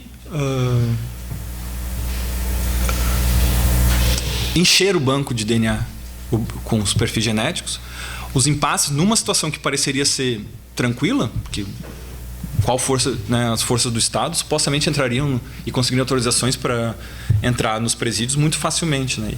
Então, pensar que isso não está acontecendo por diversas questões de facções, de má infraestrutura, más condições, medo, né, proteção e segurança dos especialistas que vão até lá, por diversas coisas. Há um choque entre algumas infraestruturas. Aí que tá. Fica chamando tudo de infraestruturas e nada é infraestrutura. Mas o que eu estou querendo dizer é que haveria um choque entre a infraestrutura da genética forense, que sai, né, que passa por todas aquelas mediações especialistas e práticas e materiais da cena do crime, passa pelo laboratório, e quando precisa cruzar com as práticas e as relações nas instituições prisionais, isso dá um choque e eles não conseguem levar adiante. E aí a ideia de circulação é super importante. Já te passo a palavra. Só para terminar o pensamento. Porque, né, aquela citação da Madia Michalak é num texto sobre circulação, onde ela tenta argumentar que a circulação é performativa. Ou seja, um DNA só vira uma prova de DNA se ele circula da cena do crime até o laboratório, até o processo e o tribunal, respeitando e passando por certas mediações bem específicas, né? Ou seja, então não haveria uma performance ou não emergeria, não sei como, né, nem como falar essas coisas direito ainda, não viria a ser uma prova se não fosse respeitada uma circulação bem específica para chegar até lá. E pensando, né, nessa ideia de, né, de que as coisas... E ela diz, inclusive, não existiria perito ou perita de genética forense se esses materiais não circulassem, porque a própria circulação desses materiais performa a identidade de um especialista da genética forense, né? Então, diz que não performa só né, a prova e o DNA ali, mas performa a própria autoridade, a própria expertise e a própria identidade do perito. Mas, enfim, e aí, quando chega o momento de cruzar ou circular né, encontrar com outro conjunto de relações, de práticas, uma outra infraestrutura, e aí eu não sei o quanto infraestrutura é tão diferente de rede sociotécnica, e a gente pode conversar, né, qual é a diferença específica, né? Mas o que eu estou querendo dizer, porque pode passar, que eu estou mais ou menos pensando a partir... Pensando, né, da combinação dessa ideia de circulação enquanto performance e circulação que performa algo, circulação performática da Amy Sharrock, com essa inspiração, com essa ideia do Lark, mas está bom chinês também, que as infraestruturas são agregados, são matérias que habilitam o movimento de outras matérias, né? Então, a infraestrutura da genética forense seria esse conjunto, né, e um agregado de práticas, de materiais, de tecnologias, de especialistas que fazem um material, uma materialidade coletada da cena do crime circular por várias mediações até ser transformada, virar uma prova de genética forense. E ao perceber que quando ela não consegue circular em uma outra, né, ou quando ela não consegue fazer certas relações ou certas materialidades, tecnologias, instituições parte da sua infraestrutura de circulação, bom, não tem como fazer um perfil genético, não tem como encher o banco de DNA e aí a coisa se rompe, né? A coisa não segue. E aí depois eu falo da suspeição digital. Desculpa, Lucy.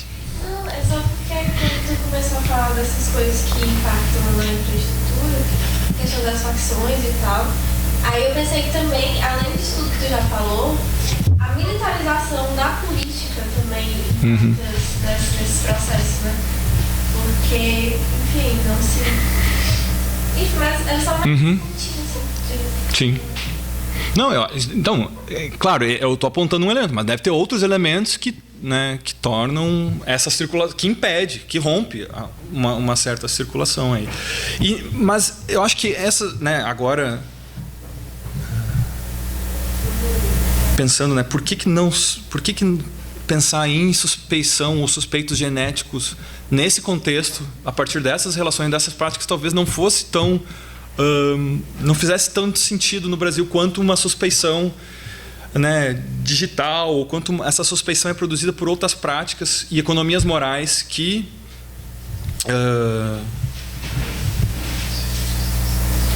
né, o sistema de justiça criminal, o sistema prisional envolvem aí. Então, acho que um pouco da ideia é que tu só produz esse suspeito, pode ter a coleta, pode ser no laboratório, mas tu só se faz um suspeito através dessa tecnologia ou dessa infraestrutura dos bancos de DNA quando tu insere finalmente, né, no banco de dados, né, nessa tecnologia, que aí faz a coisa que eu tento, ainda está muito simples e muito simplória, né, porque eu tenho que ler e pensar isso mais, como é que é justamente quando finalmente se chega o perfil genético fazendo toda a circulação a ponto de ser performado aquele número lá no início, né, performar a identidade através daquilo no computador, no banco de dados mesmo.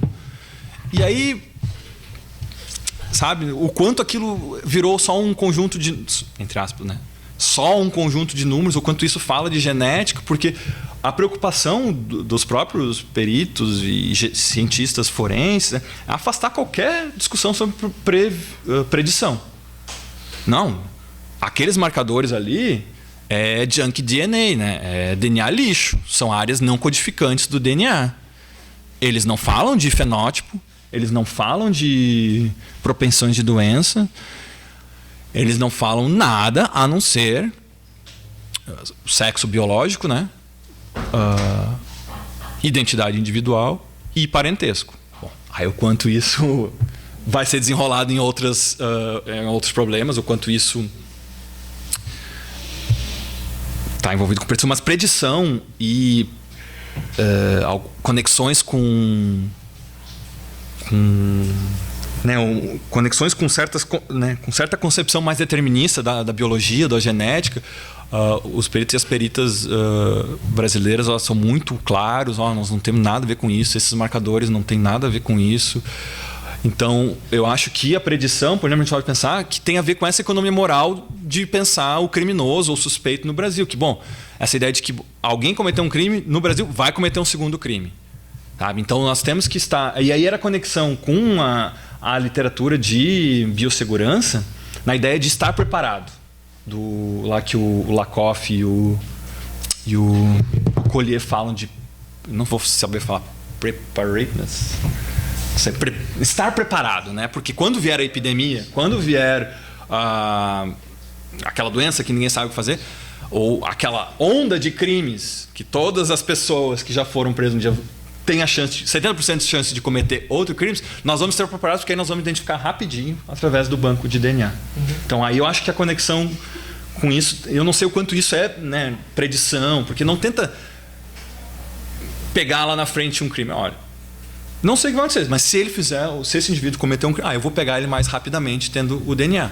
E se ele souber que ele está no banco de DNA, espero que ele tenha isso claro, ele saiba que está no banco de DNA e que a chance de eu pegar ele depois é de 64%, 63,9%, sabe? Tipo, esse tipo de mensagem para tentar influenciar, né, o que eles chamam de efeito dissuasor, né? Fazer com que essas técnicas, essas práticas... né, dissuadam um indivíduo, inibam de cometer um outro crime, né? Possa inibir ele ou que ele faça um crime mais perfeito. Pois é. Bom, aí então eu acho que isso, bom, e essa coisa de quanto o DNA afeta o efeito, né? Afeta o efeito não. Quanto ele produz um efeito dissuasor também está em discussão nessas pesquisas e debates recentes sobre estatísticas, de como medir o impacto do DNA. Por exemplo, tem um matemático lá uma matemática agora... me fugiu o nome deles. Que estudaram o banco de DNA da Filadélfia, do estado da Flórida. E eles detectaram certas, né, correlações estatísticas. Olha, para certos crimes, se está no banco de DNA, realmente a ocorrência de crimes baixa e tal. Mas eles também detectaram que quanto mais tinha perfil genético no banco de DNA, tipo, roubo de carro aumentava, tipo, alguma coisa absurda assim, tipo, que não tinha, né, não fazia sentido. A correlação estatística não fazia sentido no mundo real, na prática e tal. E o que eles disseram? Olha, não podemos...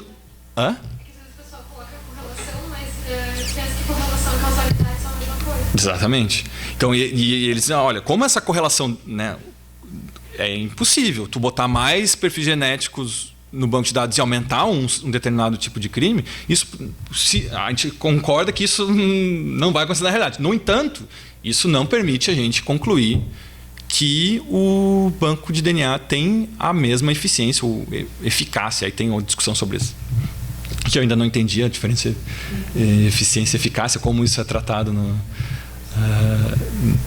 nesse debate. Mas aí eles colocam uma coisa, inclusive, mas agora, para aquela correlação de suposta correlação e causalidade, você falou, né? Digamos que para aquele crime que baixou, para aquela estatística determinado tipo criminal que baixou, digamos que vamos tentar analisar esse dado, vamos tomar ele como verdade. Mas aí, essas pessoas que sabem que seu DNA está no banco de DNA, elas não incorreram no novo crime, não cometeram um ato infracional porque sabem que está no banco de DNA, ou porque encontraram Jesus na prisão, porque a mãe mandou, porque saiu da organização criminal, porque o seu parceiro de crime, sei lá, continua preso, foi morto? Por que é esse saber, ou a consciência que se tem um DNA no banco um perfil genético no banco de DNA, é automaticamente, né, correlacionado com esse efeito dissuasor. É isso que convenceu alguém a não cometer um crime, sendo que a gente sabe, né, a literatura, né, criminologia, sociologia dos conflitos, da violência, que os atos criminais não respondem àquela equação economicista lá do... Não o nosso Becker, o Becker da economia lá, o da escola de Chicago, que criou essa... esqueci o primeiro nome dele, mas se não me engano é Becker também. Que criou o cálculo da janela de oportunidade, né? Se tu tem a oportunidade e a garantia de não punição, aumenta a probabilidade ou a chance de um crime ser cometido ou tu reincidir e tal. E a gente sabe que o comportamento e o que é crime, o que é comportamento criminoso, e essas relações e essa dinâmica, sensibilidade, são muito mais complexos do que essa fórmula pode dar conta, né? Então, enfim, pessoal, desculpa ter falado um monte, mas eu acho que eu queria dar os elementos para a gente tentar pensar que... E eu acho que eu não consigo ainda os elementos suficientes para pensar essa economia moral, porque eu acho que passa mais pelas práticas policiais, pelo sistema de justiça criminal, a prisão, para mostrar que, nesse caso, as avaliações sobre as vidas que estão à disposição do Estado, ou dos corpos que estão à disposição do Estado para serem tipados ou não tipados, né, ela é um pouco diferente aqui e passa por outras dinâmicas, inclusive porque ainda não, apesar do projeto o anticrime, projeto de lei anticrime atual do ministro da Justiça, do Sérgio Moro, já apresentar um critério de expansão apresentar a expansão do critério de inclusão no banco de DNA, enquanto até agora nós ainda temos, né, só as pessoas que são condenadas por crime hediondos que seriam obrigadas a conceder o seu DNA. Nesse projeto do projeto de lei do anticrime, lá está previsto que todas as pessoas condenadas por crimes dolosos passariam a ser obrigadas a conceder o DNA. E, bom, crime doloso é não denunciar um crime, passar no sinal vermelho, não é crime doloso? A infração, porque não sei se é crime. Mas, enfim, é a intenção. Não é a periculosidade ou o grau de ameaça para a sociedade. É a intenção que conta. Se tu teve a intenção em algum momento de cometer um crime, teu DNA tem que ser coletado. Então, isso joga, né, a possibilidade de pessoas, inclusive que não sejam condenadas, né, porque tu pode... Desculpa, eu falei bobagem. Sim, as pessoas têm que ser condenadas, mas condenados que não necessariamente implica numa pena de reclusão. Tu pode ser condenado por um crime doloso e não estar preso, sabe? E aí, que tipo de outras dinâmicas teria nessa parte de coleta e tal, de acesso aos corpos, disponibilidade. E eu acho que faz sentido pensar no contexto, né, de suspeitos genéticos, no contexto norte-americano, britânico, sim, porque lá nem sempre precisa ser condenado, não precisa nem ser suspeito. Existem critérios mais flexíveis da população, homens e mulheres de bem, poder ser incluídos no banco de DNA. E aí, por nunca terem sido alvo, né, e não fazerem parte dos grupos de alvos prediletos do sistema de justiça criminal, essas pessoas sim se tornam suspeitas, ou se tornariam suspeitas, apenas por terem o seu DNA no banco de dados. Porque cada vez que o banco de dados é rodado, uma vez, 2 vezes por mês, todos os perfis genéticos estão armazenados, estão como sendo suspeitos daquela, para ser comparado com aquela amostra de DNA do sendo crime que ninguém sabe de quem é. Então tem que comparar aqui para ver se acha nesse conjunto de indivíduos aquilo que está vindo da cena de crime, tem que comparar com tudo isso aqui. Todo mundo isso aqui vira suspeito. Então essa ideia de suspeição genética faz sentido nesses contextos onde os alvos não precisam ser os alvos favoritos do sistema, né, da polícia ou do sistema de justiça criminal. E aí sim, essas pessoas se tornariam suspeitos apenas por terem o seu DNA incluído no banco de DNA. Não. Por terem o seu perfil genético incluído no banco de DNA. E eu acho que aqui nós temos outras dinâmicas, outras moralidades, outras práticas que ainda não permitiriam a gente falar de suspeitos genéticos. Mas aí suspeição digital, porque, bom, é a mediação do computador, do banco de dados, eu acho que é uma tecnologia de governo hoje, pensar que lugares ocupam, né, tudo que a gente faz ou passa por banco de dados hoje na nossa vida cotidiana e nas práticas de governo, né, nas tecnologias de governo, de pensar como o banco de dados, essa entidade, essa forma de volta ali um pouquinho, só até chegar que eu acho que essa parte do Bowker vai voltando. Aí, que o Geoffrey Bowker, né, um desses autores da STS, que é num livro sobre prática de memórias da ciência, né? Ele está falando de bancos de dados sobre botânica, sobre geologia, não está falando de banco de dados de crimes, coisas. Mas ele, né, uma era da memória potencial, né? Que os bancos de dados contemporâneos seriam, né, são caracterizados por uma modalidade relacional que permite formas particulares de interrogação e busca por informações, né? E que, ao possibilitar que caminhos e relações entre as informações contidas nas bases de dados sejam reconfigurados por atores institucionais e políticos, a questão deixa de ser o que atores que administram e usam os bancos de dados, o Estado, as empresas, especialistas, funcionários do Estado, cientistas, sabem sobre um indivíduo ou um fenômeno. A questão passa a ser, dessa forma, o que é possível saber caso a necessidade surja. Então, eu acho que esse tipo de, né, insight dele, ou de reflexão sobre os bancos de dados, né,